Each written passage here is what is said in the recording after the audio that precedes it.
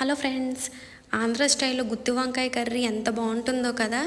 ఆ ప్రిపరేషన్ మీకు ఈరోజు నేను చెప్పబోతున్నాను. చూడండి, వేయించిన పల్లీలు, నువ్వులు, ధనియాలు, జీలకర్ర, వెల్లుల్లిపాయ, పుట్నాలు, నువ్వులు, చెక్క, లవంగం ఇవన్నీ వేసి పేస్ట్లా ముద్దలా పట్టుకోవాలండి. తర్వాత కాడ తుంచేసి 4 భాగాల కింద కట్ చేసిన వంకాయను వేసి చక్కగా వేపుకోవాలి ఆయిల్లో. షాలో ఫ్రై అయితే చాలండి, మరి డీప్ ఫ్రై అవసరం లేదు. బాగా వీటిని తీసి పక్కన పెట్టుకోవాలి. ఈలోగా ఆ ఆయిల్లో కొద్దిగా ఆయిల్ వేసుకుని అందులో జీలకర్ర, ఉల్లిపాయ ముక్కలు, అలాగే కొద్దిగా ఎండుమిర్చి అవి కూడా వేసుకుని చక్కగా వేపుకోవాలండి.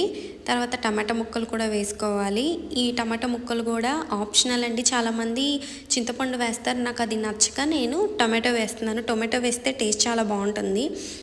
కొద్దిగా సాల్ట్, అల్లం వెల్లుల్లిపాయ పేస్ట్ అండ్ కారం కూడా వేసుకుని చక్కగా వేపుకోవాలండి ఆయిల్లో. ఇప్పుడు కొద్దిగా కరివేపాకు కూడా వేసుకోవాలి. తర్వాత నేను ఏదైతే పట్టుకున్న మసాలా పేస్ట్ ఉందో ఆ పేస్ట్ అనేది యాడ్ చేసుకోవాలి.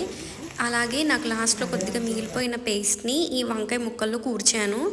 అవి కూడా అలా వేస్తే పేస్ట్ అనేది ఆ వంకాయ ముక్కలకి పట్టి చాలా టేస్ట్ వస్తుందండి. మసాలా పేస్ట్లోనే అంతా ఉంటుంది మ్యాజిక్ అనేది. అలాగే నాకు కొంచెం సాల్ట్ తక్కువైంది, నేను వేసుకున్నానండి.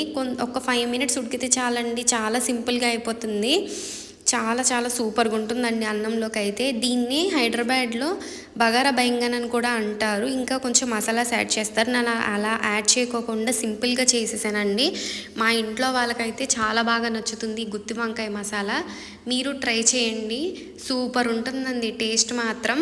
నా వీడియోస్ కనుక మీకు నచ్చినట్లయితే లైక్ చేయండి, షేర్ చేయండి, ఫాలో చేయండి నా పేజ్ని. Thank you for watching my video.